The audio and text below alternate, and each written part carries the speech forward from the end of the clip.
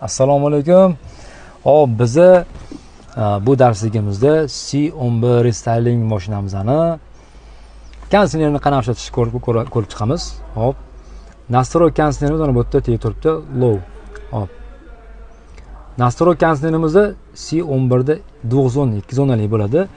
Agarda mana bu qismiga e'tibor qaratish kerak. Agarda mana shu tong bo'ladigan joyi bor, ya'ni ikkalasini qo'shib ishlatish. Ya'ni agarda biza necha gradusga qo'yadigan bo'lsak, orqa va oldi boshqa, ya'ni boshqa tomonlarimiz ham shunga qarab bir xil o'zgaradi. Agar bu knopkani o'chirib qo'yamiz. O'chirib qo'ydik deylik, uchun mana bu tomondan shofyorni, ya'ni shofyor tomoni qismi deylik, bir qismini boshqa gradusga qo'ydik. Hop, ikkinchi qismimizni misol uchun deylik, orqada oyimiz bor, adamiz bor, bolalarimiz bor. Ya'ni bizani o'sha sovuq gradusimiz ularga sovuqlik qiladigan bo'lsa, ularga boshqa gradus, issiq gradus to'g'irlab berishimiz mumkin bo'ladi.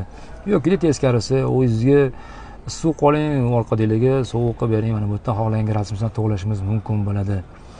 Hop, keyin mana bu yerda nastroykamizni mana bu qismini bosadigan bo'lsak, biza shamollar yo'nalishlarini to'g'irlashimiz mumkin. Hop. Mana ko'rinyapti. Shamol yo'nalishlarini to'g'irlayapti. Mana uchinchisida o'zi boshqarish degan joyi bor. Bosganimizdan keyin mana bizni xohlaganimizni tepaga ko'tarib, xohlaganimizni pastga tushirib yoki yonga qaratib qo'yishimiz, alohida to'g'irlab qo'yishimiz mumkin bo'ladi. Kerak emas qismini alohida o'chirib qo'yishimiz mumkin. Mana bu yerda o'sha havo chiqib turgan joyini 2 marta bosganimizda o'chirib qo'yishimiz mumkin bo'ladi. Shofyor tomonidan yoki mana bu tomondan o'chirib qo'yishimiz mumkin. Bu tomondan bitta, bu tomondan bitta o'chirib qo'yishimiz mumkin. Buni bu yoqqa o'zimizga qaratib qo'yishimiz ham mumkin bo'ladi. Qiziq funksiyalardan bittasi. Hop. Bu yerdan nastroykamizni o'sha baland pastni to'g'irlaymiz.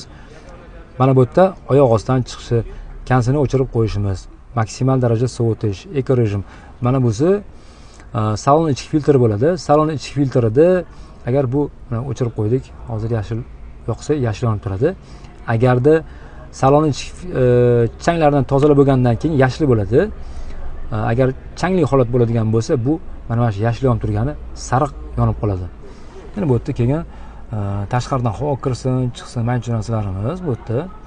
Keyin bu yerda birinchisi, hop, klimat kontrol. Necha gradusga qo'ydingiz, tashqi gradusga qarab mashina o'zini o'zi sovutib yoki isitadi.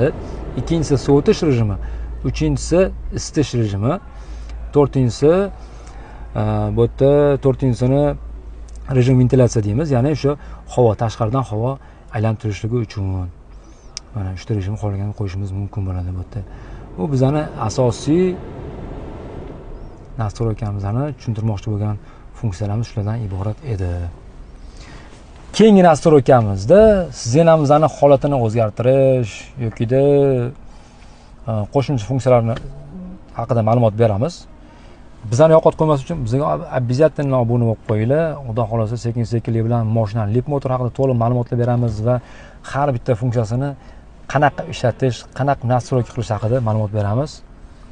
Bizga obuna bo'lib qo'yasizlar.